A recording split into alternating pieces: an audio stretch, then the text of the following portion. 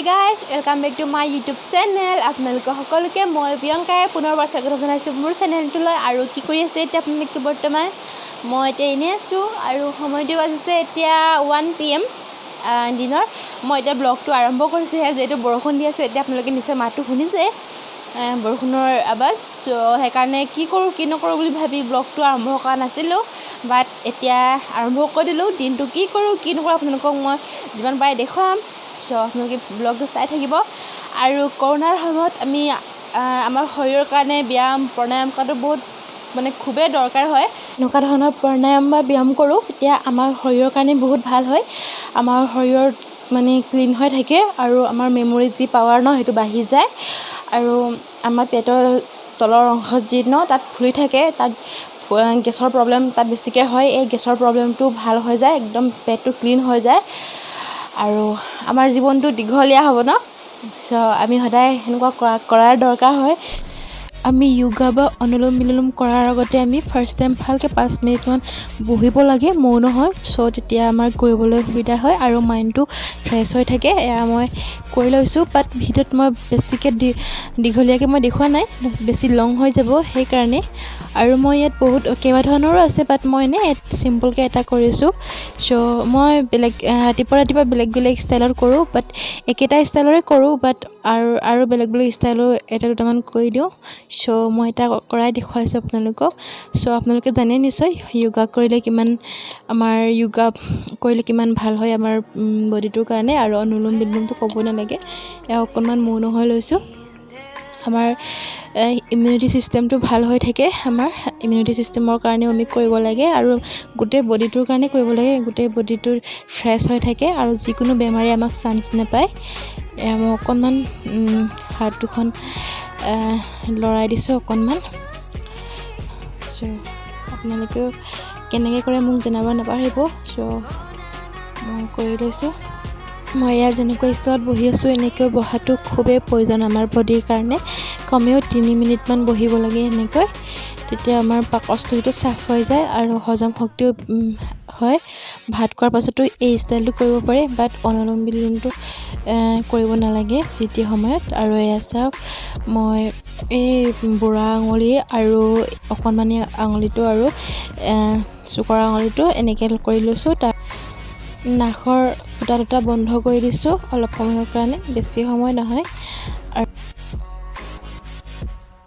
নহয় লেফ্ট সাইডটো মই ওপেন কৰিছো এয়া চাওক মই লেফ্ট সাইডটো প্ৰায় হাৱাটো লৈছো উশাহটো তাৰ পাছত আকৌ লেফ্ট সাইডটো বন্ধ কৰি আকৌ ৰাইট সাইডটো পৰা মেলি দিম অলপ সময়ৰ পাছতে এনেকৈ 10 বাৰমান কৰিব লাগে ৰাইট সাইডৰখিনিৰ পৰা আকৌ উশাহটো ল'ম ৰাইট সাইডৰ পৰা লৈ পিনি আকৌ বন্ধ কৰিম আকৌ লেফ্ট সাইডৰ পৰা এৰি দিম আৰু লেফ্ট সাইডৰ পৰা আকৌ উশাহটো ল'ম আকৌ ৰাইট সাইডৰ পৰা মেলি দিম এনেকৈ আমি 10 বাৰ কৰিব লাগে আৰু তেতিয়া আমাৰ পাচন তন্ত্ৰটো বহুত ভাল হৈ থাকে আৰু আমাৰ ইমিউনিটি সিস্টেমটো বাঢ়ে আৰু আমাৰ ব্ৰেইনত ন আজিকালি আমি যিটি কথা পাহৰিব লৈছো মানে যিটি কৰিবলৈ মানে ভাগৰ লাগে এলেহুৱা লাগে সো হেনেকুৱাবিলাকো ভাল হৈ যায় আমি সদায় কৰাৰ প্ৰয়োজন হয় আমাৰ বডিটোৰ কাৰণে আমি যেহেতু কাম বনকে ভাবি থাকো মনত প্ৰেছাৰ দি থাকো বাট খুব কমেও 15 মিনিট আমি কৰিব লাগে সো অকল এই ষ্টাইলটো বুলিবলৈ নাই আমি যোগা কৰিব লাগে সো হেৰো যোগা কৰাৰ পাছতো হেনেকৈ আগতেই ক'ব পাৰে পাছতো কৰিব পাৰে অনুলোম বিলোমটো সো এটা আমাৰ স্বাস্থ্যৰ কাৰণে ভাল হয় আমাৰ বেমাৰৰ যিটিকে চান্স নাপায় আমাৰ দীঘলীয়া হৈ যায় আমাৰ জীৱনটো সো আপোনালোকেও কৰিব যদি কৰা নাই যদি আপোনালোকে আগৰ পৰাই কৰে মোক কমেণ্টত জনাবলৈ একেবাৰে নাপাহৰিব হেতু বয়সীয়া মানুহ কৰিব পাৰে আৰু বয়সীয়ালবিলাকেও আৰু সৰু ল'ৰা ছোৱালীয়ে কৰিব পাৰে বা 3 বছৰ কমৰ ল'ৰা ছোৱালীবিলাক কৰিব নালাগে 3 বছৰ ওপৰৰ ল'ৰা ছোৱালীবিলাক কৰিব পাৰি সো